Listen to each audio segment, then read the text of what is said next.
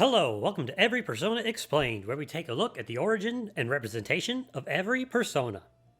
I'm your host, Winwright, and today we're taking a look at Sukuna-Hikona. Sukuna-Hikona, also known as Sukuna-Bikona, is a kami from Japanese Shintoism. He is associated with agriculture, medicine, sake, and hot springs. He's also a dwarf, no bigger than a thumb. Yeah, his most noticeable feature is that he is small. His name means Small Man of Renown, bit on the nose there, and is known for being really smart. So there's really only one story about him that I was able to find, and it's really short, just like him. One day while Okuninushi, another kami and legendary first ruler of the world, was hanging out in Izumo Bay, a tiny kami rode up to him. When Okuninushi asked the kami what his name was, the kami refused to answer him.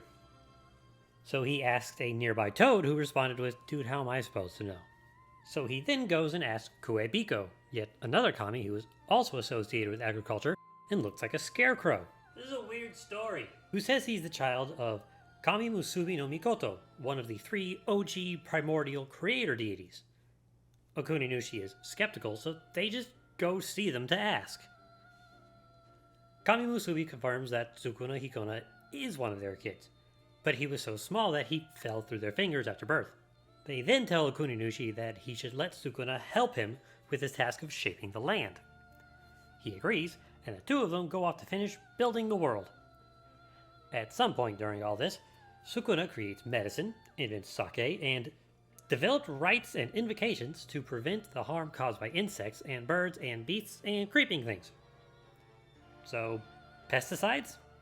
And after he's done, he just kind of heads off to Nenokuni and doesn't appear to do anything else. However, he does have a handful of shrines across Japan, so he may be gone, but he's not forgotten. And that's Sukuna-Hikona, the tiny kami of agriculture and sake that helped build the world, invented booze, and then kind of just peaced out. So how's he represented in game? Right, P4. Sukuna is the starting persona of Naoto Shirogane, one of your teammates. As such, the design is going to be a blend of the persona and the character. The only real inspiration it pulls from its namesake, though, is its size. It's small. According to the wiki, the design is also inspired by the main character of the manga Detective Conan, one Conan Edogawa. This Conan is a teenager that, due to totally scientific reasons, is reverted to the body of a child while retaining his teenage mind. If this is true, then it's an interesting choice, paralleling Sukuna's small stature but big brain. He is in the Fortune Arcana, which kind of works.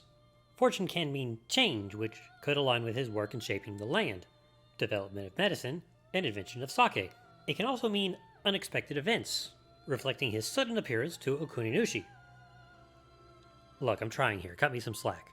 There's not much in his movesets that are in reference to him. In P4, he gets a couple of instant-kill moves and a few physical moves. He does get almighty moves, which reflect him being a kami, and Golden gives him a few more elemental moves, but still nothing that stands out. Except Blight. Blight is a physical move that has the chance to poison.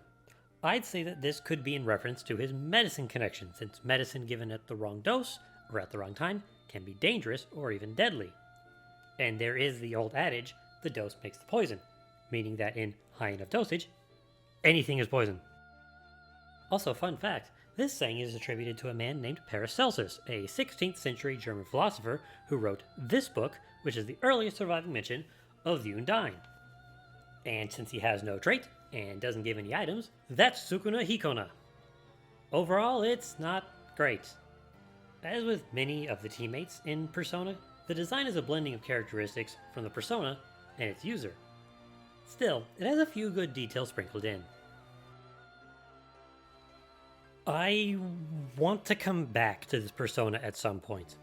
I wasn't able to find a whole lot of information, as you saw, but I feel there has to be more to it. He has too many things he's associated with for this to be the only, story.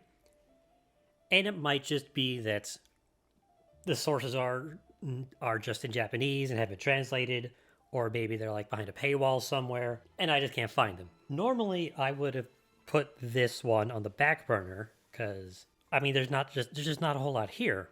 But it was a request.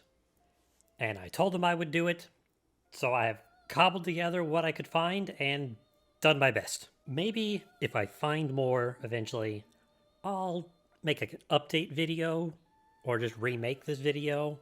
I don't know. We'll see when the time comes. But regardless, thank you very much for watching. Let me know who you want to see next in the comments down below. Don't forget to subscribe, and we'll see you next time on Every Persona Explained.